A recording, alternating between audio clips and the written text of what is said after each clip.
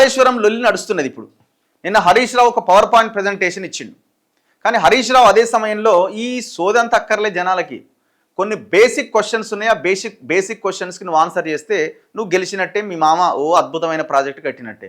అది కాళేశ్వరం కూలేశ్వరం కాదు, కాళేశ్వరం ఇంకా మహాకాళేశ్వరం అని ప్రజలు భావిస్తారు. వాటికి ఆన్సర్ చెప్పే దమ్ముందా మీకు? హరీష్ రావు ఏమంటుండు? తెలంగాణ కల్పతరువు కాళేశ్వరం, ఇంజనీరింగ్ అద్భుతమని సిడబ్ల్యూసీనే చెప్పింది. మస్తు చెప్తారు భయ్, మస్తు చెప్పిర్రు. ఆనాడు కేంద్రంలో ఉన్న వాళ్ళు వచ్చి వారెవాన్ అన్నారు. డిస్కవరీ ఛానల్లో పెద్ద కథనం వచ్చింది, తర్వాత డిలీట్ అయింది. ఇజ్జత పోయింది, ఛానల్ ఇజ్జత పోయింది. ఇది ప్రపంచవ్యాప్తంగా ఉన్న ఛానల్ ఇది. ఇదేదో మంచి ప్రాజెక్ట్ అని మేము స్టోరీ చేస్తే వాస్తవాలు బయటకు వచ్చిన తర్వాత వాడు డిలీట్ చేసుకున్నాడు. అదే కేంద్రం ఆనాడు గొప్పదని ఈనాడు ఎంక్వైరీకి ఎందుకు ఆదేశించట్లేదు, ఎంక్వైరీ ఏమైందని చెప్తున్నది. మరి దానికి చెప్పవు? ఆనాడు మహా అద్భుతం అని చెప్పారు, ఎవరికి వాళ్ళు డబ్బులు తీసుకొని మీడియా కానీ, నాయకులు కానీ, కేంద్రం కానీ, ఇక్కడున్న కాంగ్రెస్ అపోజిషన్లో ఉన్న పార్టీలు కానీ, అందులో ఉన్న కొంతమంది నాయకులు కానీ దాన్ని ఒకవైపున వ్యతిరేకిస్తూనే ఇంకొక వైపున తెర వెనుక పైసలు తీసుకొని నోరు మూసుకున్నారు. పైసలకు పెదవులు మూసుకుపోయినాయి. మరి ఈనాడు ఏమంటున్నారు అందరూ? మరి ఈనాడు ఏం మాట్లాడుతున్నారో చెప్పాలి కదా మీరు. తుమ్మిడిహెట్టి దగ్గర ప్రాజెక్టుకు మహారాష్ట్ర ప్రభుత్వం ససేమిరా అన్నది. అందుకే ప్రత్యామ్నాయంగా కేంద్ర సంస్థ వ్యాప్కోస్ ఎంపిక చేసిందే మేడిగడ్డ. అందరూ కలిసే ఎంపిక చేసిర్రు. ఇది దొంగలంతా ఒక దగ్గర కూడి వ్యాప్కోస్ అయితేంది, ఇంకోటి అయితేంది. మేడిగడ్డలోని 85 పియర్స్లో కుంగినవి 2. దీనికే కాళేశ్వరం కుప్పగూలిందంటూ కాంగ్రెస్ తప్పుడు ప్రచారం. కమిషన్ ముందుకు తప్పకుండా వెళ్తాం, కాంగ్రెస్ దుష్ప్రచారాన్ని పటాపంచలు చేస్తాం. హరీష్ రావు. ఇక్కడ హరీష్ రావు గారు మీరు సమాధానం చెప్పాల్సింది ఏంటంటే, ఇప్పుడు 2-3 క్వశ్చన్స్కి ఆన్సర్ చెప్పండి. 4 సంవత్సరాల్లో మీరు కాళేశ్వరం అద్భుతం అంటున్నారు కదా, 4 సంవత్సరాల్లో మీరు ఎత్తిపోసిన నీళ్లు ఎన్ని?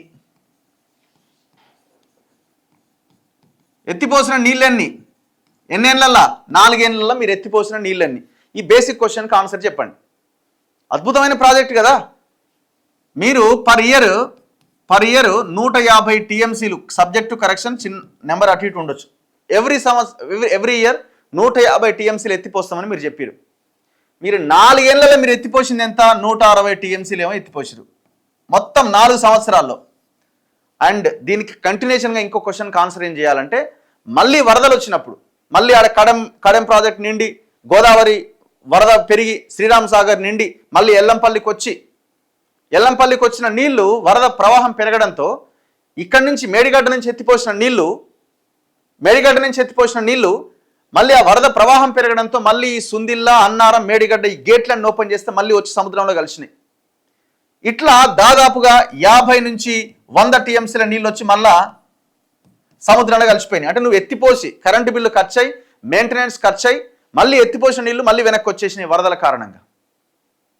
ఇక నువ్వు రైతుల పొలాలకు ఇచ్చిన నీళ్ళెంత? పెదమనిషి చెప్పు. ఈ బేసిక్ క్వశ్చన్కి నువ్వు ఆన్సర్ చేయగలిగితే నువ్వు కాళేశ్వరం కాదు, మహాకాళేశ్వరం అనొచ్చు. ఇక ఇదంతా లేదు, ఇది మహా అద్భుతము, ఇంజనీరింగ్ అద్భుతం అయితే ప్రజలకు పనికిరాంది, దేనికి పనికిరాంది? మీ కుటుంబానికి పనికొచ్చింది. ఇంజనీరింగ్ అద్భుతం అయితే ఇంకేం అద్భుతం అయితేంది? దేనికి పనికిరాంది? ఈ బేసిక్ క్వశ్చన్స్కి మీరు ఆన్సర్ చేయండి. అండ్ రెండో క్వశ్చన్ నేను అడుగుతున్న ఇంకో క్వశ్చన్ ఏంటంటే, దీని అంచనా వ్యయం ఇష్టం వచ్చినట్టుగా పెంచేసారు. హరీష్ రావు గారు ఆన్సర్ చేయాలి. దీని అంచనా వ్యయము ఇష్టం వచ్చినట్టుగా పెంచేసుకుంటూ వెళ్ళిపోయినారు, దాదాపు 1,00,000 కోట్లకు చేర్చారు.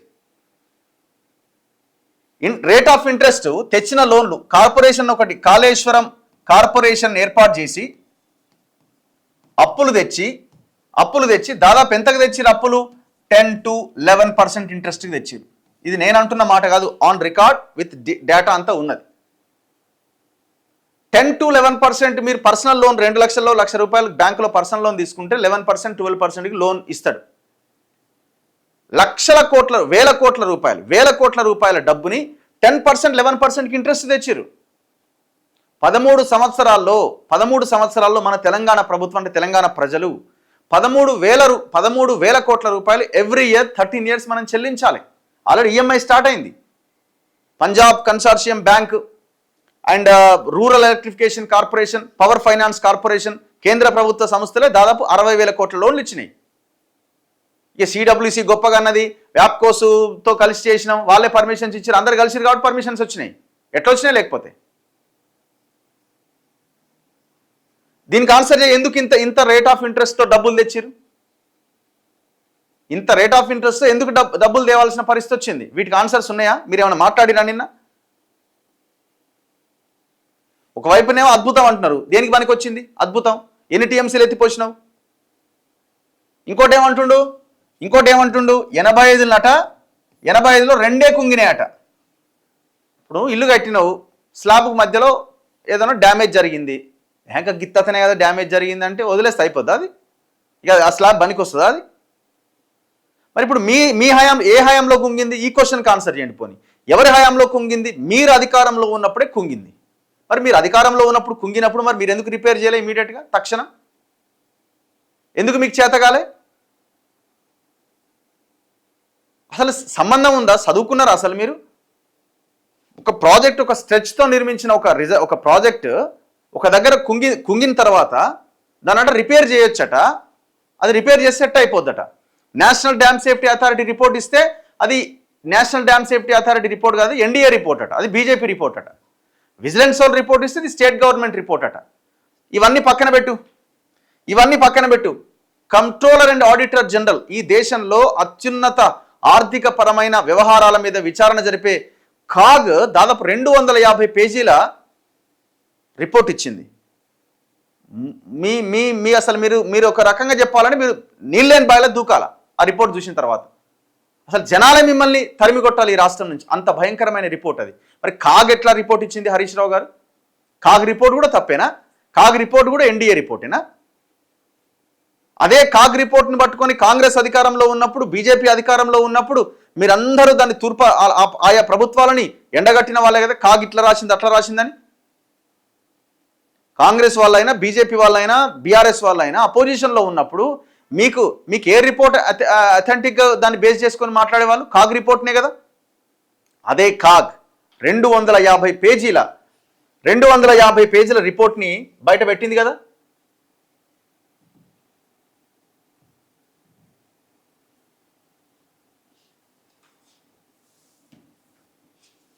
ఎక్కడిది డౌన్లోడ్స్?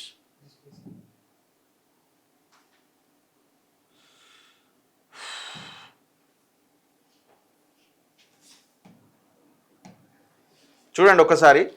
ఇగో ఇది కాళేశ్వరం కాగ్ రిపోర్ట్. ఇది నేను ఇప్పుడు మీకు చూపిస్తున్నది 256 పేజెస్ కాగ్ రిపోర్ట్. ఇది ఇందులో దుమ్మెత్తిపోసిరు మిమ్మల్ని, ఎట్లా తెచ్చిరు, ఎట్లా నాశనం చేసిరని.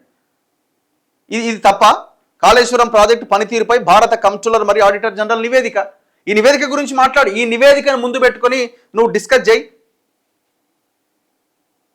ఏమంటున్నారు? మేడిగడ్డ అంటే కాళేశ్వరం అంటే ఒక మేడిగడ్డే కాదంటున్నారు. మేము అదే అంటున్నాం. కాళేశ్వరం అంటే ఒక మేడిగడ్డ మీదనే విచారణ కాదు, మల్లన్న సాగర్ మీద కూడా విచారణ జరపాలంటున్నాం.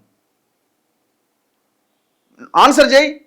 మల్లన్న సాగర్ కట్టేటప్పుడు national geophysical research institution report రావాల్సిన అవసరం ఉంది. ఇక్కడ భూకంపాలు వచ్చే అవకాశం ఉంది, భూమి లోపల పొరల్లో పగుళ్ళు ఉన్నాయి, ఇక్కడ 50 టీఎంసీలతో ఒక రిజర్వాయర్ని కనుక నిర్మిస్తే భవిష్యత్తులో ఇక్కడ భూకంపాలు వచ్చే అవకాశం ఉంది అని చెప్పి మీరు ఆ రిపోర్ట్ కావాలని అడిగినప్పుడు, ఆ రిపోర్ట్ రాకముందే మీరు మెగా కృష్ణారెడ్డికి 6,000 కోట్ల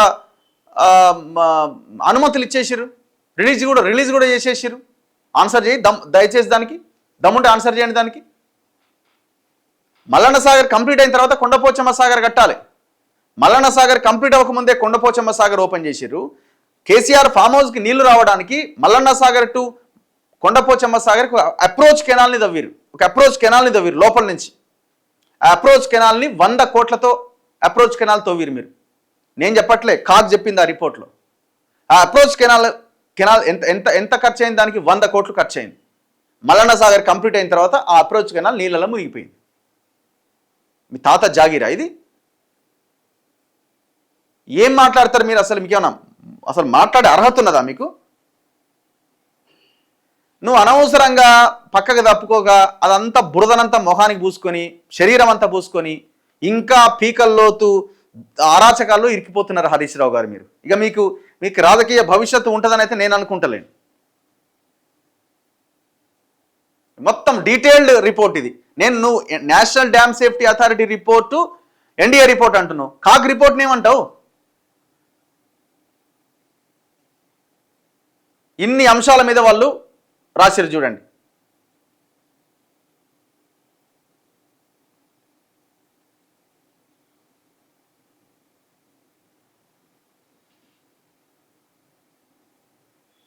ఇగో కేంద్ర జల సంఘానికి సమర్పించిన 81,911 కోట్ల ప్రాజెక్టు విలువతో పోలిస్తే కాళేశ్వరం ప్రాజెక్టు ప్రస్తుత విలువ 1,47,427 కోట్లకు మించిపోయే అవకాశం ఉంది. అంటే మొత్తం కంప్లీట్ అయితే తెలంగాణ ప్రభుత్వం ఈ ప్రాజెక్ట్ అంతటికి మొత్తంగా ఒకే పరిపాలనాపరమైన అనుమతిని ఇవ్వలేదు.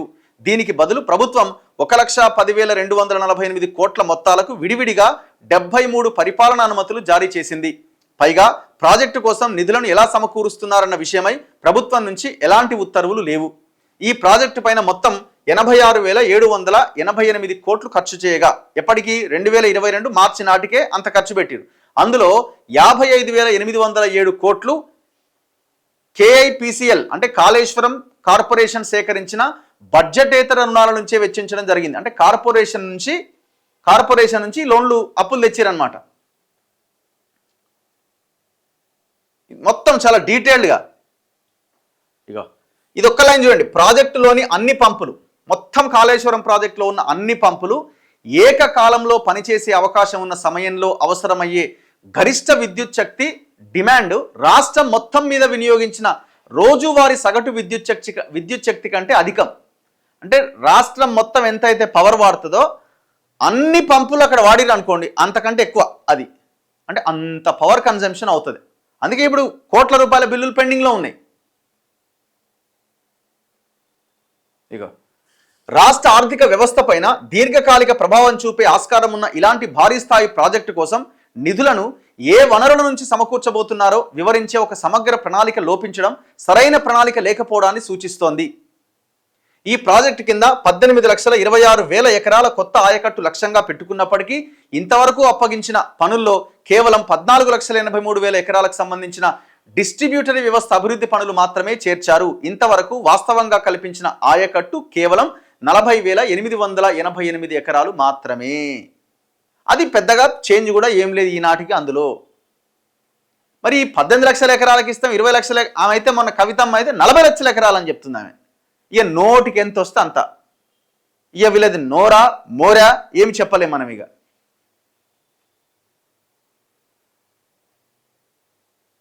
విషయం ఏంటంటే ఇది యాక్చువల్గా 2 టీఎంసీలు ఫస్ట్ అనుకున్నారు, తర్వాత అదనపు టీఎంసీ అని ఇంకోటి స్టార్ట్ చేసిన మళ్ళీ దొబ్బడానికి అదనపు టీఎంసీ పేరుతో మళ్ళీ గ్రామాలను నాశనం చేసిండు, రైతుల భూములను నాశనం చేసిండు.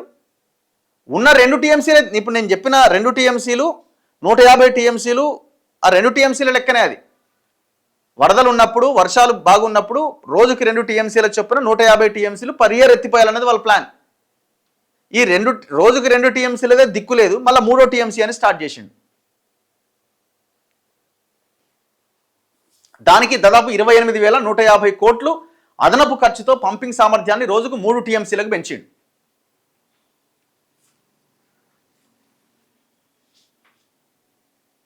ఇగో పంపులు, మోటార్లు, వగైరాల సరఫరా, స్థాపన పనుల్లో గుత్తేదారుల కంటే కాంట్రాక్టర్లకు కనీసం 2,684 కోట్ల మేర అనుచిత లబ్ధి చేకూరి ఉండే అవకాశాన్ని తోసిపుచ్చలేం. టెండర్ ప్రక్రియ పూర్తయిన తర్వాత ఒప్పందాల ధరల సర్దుబాటు నిబంధనను చేర్చడం వల్ల 1,342 కోట్ల మేర నివారించదగ్గ చెల్లింపులు జరిగినాయి. అంటే వీళ్ళు ఆల్రెడీ ఒప్పందం జరిగిన తర్వాత కూడా మళ్ళీ అంచనా వ్యయాన్ని పెంచుకున్నారు వీళ్ళు ఇష్టం వచ్చినట్టుగా. ఇట్లా చాలా అద్భుతమైన రిపోర్ట్ ఇది.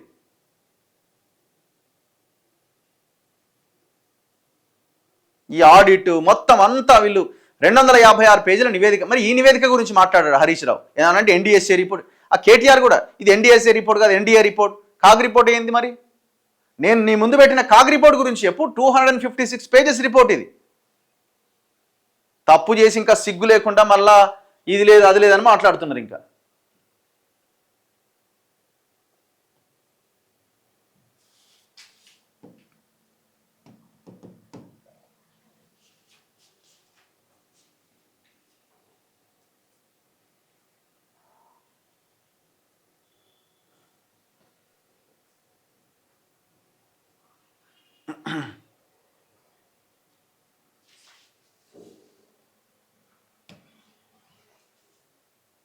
చలో నెక్స్ట్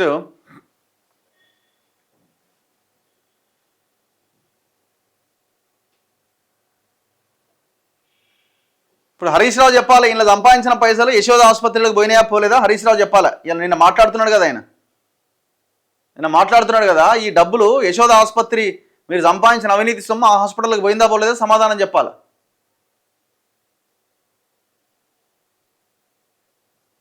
ఇది అప్రోచ్ కెనాల్ది ఉంటుంది ఒకటి, అది చూస్తున్నా.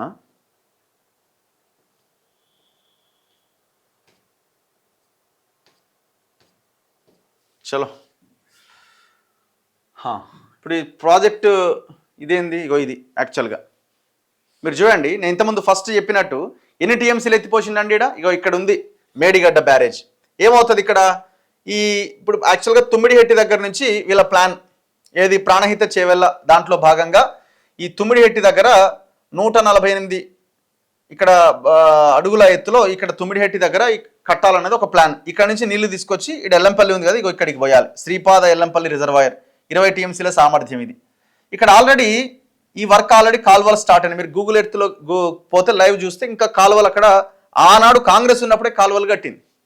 ఇక్కడ దాదాపు ఒక 2 లక్షల ఎకరాల ఆయకట్టు ఉంటుంది. అంటే ఈ తుమ్మిడిహెట్టు నుంచి నీళ్ళని ఇక్కడికి తీసుకొచ్చే క్రమంలో 2 లక్షల ఎకరాల ఆయకట్టుకు నీళ్ళు వస్తాయి. ఆదిలాబాద్ ఈ ప్రాంతాల్లో 2 లక్షల ఎకరాలకు నీళ్ళు వస్తాయి. ఇక్కడ ఒక చిన్న లిఫ్ట్ పెట్టి ఎల్లంపల్లికి నీళ్ళు ఎత్తిపోస్తే ఇక మిగతాదంతా పాత ప్రాజెక్టే. మిగతాదంతా ప్రాణహిత చేవెళ్ళ ప్రాజెక్టులో భాగంగా నిర్మించిందే. కాకపోతే ఏంటంటే కెపాసిటీ పెంచుకుంటూ వచ్చిండు. ఇప్పుడు మల్లన్న సాగర్ 1.5 2 టీఎంసీఏ ఉండే, దాన్ని 50 టీఎంసీలు వేసిండు. ఇట్లా కెపాసిటీ పెంచుకుంటూ వచ్చిండు. కాకపోతే అంతా పాత ప్రాజెక్టే. ఆయన సోల్ అంతా ఎక్కడ, కాళేశ్వరము ప్రాజెక్ట్ అంటే ఎక్కడ, మేడిగడ్డ. దాన్నే అదే కూలిపోయింది. ఇప్పుడు ఆయన ఏం చేసి డైరెక్ట్ ఇక్కడి నుంచి ఇక్కడికి తీసుకురాకుండా ఇక్కడ కట్టేసి మేడిగడ్డ నుంచి అన్నారం నుంచి సుందిల్ల నుంచి ఎల్లంపల్లి ఇట్లా నీళ్ళు ఎత్తిపోయాలనేది ఈయన రీడిజైనింగ్లో భాగంగా నిర్మించింది. ఇప్పుడు మేడిగడ్డ నుంచి ఇంతవరకు నువ్వు to Annaram, to Sundilla, to Yellampalli ఎన్ని నీళ్ళు ఎత్తిపోసినావో చెప్పు. నువ్వే అధికారంలో ఉన్నావు.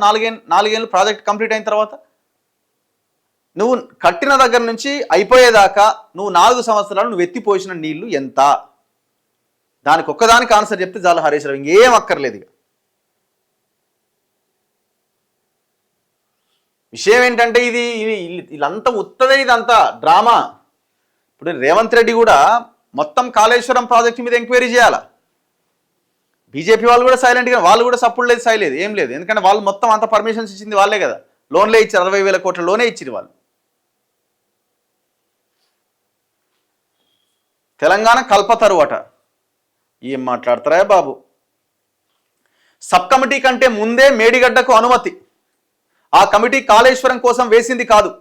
అసలు ప్రాజెక్టే మంత్రివర్గం ఆమోదం పొందలే. జస్టిస్ ఘోష్ కమిషన్ ముందు ఈటల చెప్పినవి అబద్ధాలు. తుమ్మల ఇప్పుడు ఏమైపోయిందంటే ఆనాడు వేసిన సబ్ కమిటీలో నేను తుమ్మల ఉన్నామని మొన్న ప్రెస్ మీట్లో ఈటల రాజేందర్ చెప్పిండు. ఇప్పుడు హరీష్ రావు ఏమంటుండు, తుమ్మలను కూడా విచారించాలి ఆనాడు సబ్ కమిటీలో మెంబర్గా ఉండడని. ఇప్పుడు ఇది పొలిటిసైజ్ అయిపోయింది ఇష్యూ అంతా. వాళ్ళకు తన్నుకోవడం, దుమ్మెత్తి పోసుకోవడం తప్ప నువ్వు ముందా నేను ముందా, ఎవడు ఓడిపోయిండు ఎవడు గెలిచిండు మన మాటల్లో అని మాట్లాడుకోవడం తప్ప వాస్తవాల్ని బయటికి తీసుకురావాలన్న ఆలోచన ఎవరికి లేదు. వాళ్ళకి ఎట్లాగో వాళ్ళు ఎట్లా తప్పించుకోవాలన్నది బీఆర్ఎస్ వాళ్ళ ప్లాను. రేవంత్ రెడ్డికి ఏమో మెగా కృష్ణారెడ్డి ఉన్నది కదా మరి ఎట్లా కాపాడాలని ఆయన ప్లాను. ఇట్లా ఎవరికి వాళ్ళు ఇది ఏదో 2 రోజులు మాట్లాడుకుంటారు, 4వ రోజు అయిపోతుంది. ఇగో మేడిగడ్డ నుంచి 5 సంవత్సరాల్లో ఎత్తిపోసింది 162 టీఎంసీలే. 22 లక్షల ఎకరాలకు నీళ్ళు ఎట్లా ఇచ్చారో చెప్పాలి. రైట్ క్వశ్చన్ ఇది. నేను ఇంతకుముందు రేజ్ చేసిన క్వశ్చన్ ఇదే. 5 ఏళ్లలో మీరు 162 టీఎంసీలు ఎత్తిపోస్తే, ఇప్పుడు ఆయన ఎత్తిపోసిందే చెప్తున్నాడు, మళ్ళీ తిప్పిపోసింది. అవతల నుంచి వరద వస్తే ఇగో ఇప్పుడు ఇక్కడ గోదావరి రివర్, ఇది గోదావరి రివరు. ఇక్కడ శ్రీరామ్ సాగర్ ప్రాజెక్ట్, ఇది శ్రీరామ్ సాగర్ ప్రాజెక్ట్ నుంచి వచ్చిన వరద నీళ్లు ఎక్కువైనప్పుడు కడెం ప్రాజెక్ట్, ఇది ఇక్కడి నుంచి వచ్చే వరద ఇదంతా వచ్చి ఈ రిజర్వాయర్ నిండిపోతే, ఈ 20 టీఎంసీల ఎల్లంపల్లి నిండిపోతే ఇప్పుడు ఏమవుతుంది? ఇప్పుడు ఈ వరద కొన్ని నీళ్ళు ఇటు సైడ్ వెళ్ళిపోయినా, వరద కాలువ ద్వారా ఇంకా ఈ వేరే ప్రాంతాలకు వెళ్ళిపోయినా ఈ ఎక్సెస్ వాటర్ అంతా గోదావరి రివర్ గుండా ఇటువైపు వెళ్ళిపోవాలి. మరి ఈడ సుందిల్ల బ్యారేజ్ ఉంది, ఈడ అన్నారం ఉంది, ఈడ మేడిగడ్డ ఉంది. వీళ్ళు ఏం చేస్తారు, ఇక్కడ నుంచి ఇక్కడ ఎత్తిపోసేది వరదలు రాగానే ఇప్పుడు ఇక్కడ ఫుల్ అయిపోయింది కదా, మళ్ళీ ఇక్కడ గేట్లు ఓపెన్ చేసి మళ్ళీ ఇదంతా పోయి మళ్ళీ సముద్రంలో కలిసిపోయేది. This the fact. ఇది ఇది ఇది ఇది కళ్ళ ముందున్న వాస్తవం ఇది.